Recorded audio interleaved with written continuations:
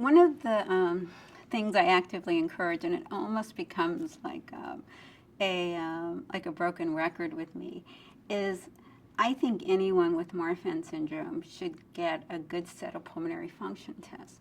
And this is for a number of reasons. First of all, many of the organ systems that are affected in Marfan syndrome have a feature of progressive deterioration. And that's one of the kind of unfortunate aspects of Marfan syndrome, that since we're unable to kind of rebuild the tissue at this point in time, hopefully at some point we will, we need to kind of deal with the fact that there is going to be kind of this accelerated course where the tissues actually become more and more vulnerable.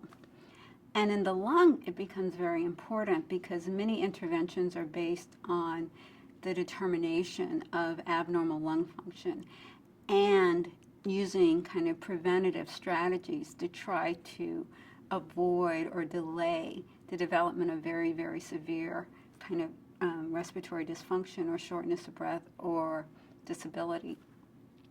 And so what I suggest is that we get pulmonary function tests, and these are typically tests that tell us what the capacity of someone has to actually take a deep breath in and to blow that breath out efficiently. And those studies are usually able to be conducted in children over the age of about 5. Now, there are certain ancillary studies that go along with pulmonary function tests that aren't necessarily conducted all the time, and I encourage them to be conducted in Marfan patients. And these are studies of respiratory muscle strength, and they include what we call maximal expiratory pressure and maximal inspiratory pressure. And what they'll do is they'll tell us how much of the respiratory or the breathing limitations are caused by just generalized muscle weakness. And lastly, I ask that they have what we call a sniff fluoroscopy.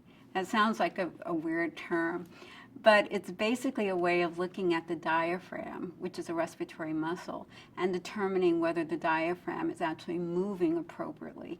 And one way that we can do that is by having people sniff, because the diaphragm presumably should move down when you sniff, and then when the sniff is over, it'll come back up.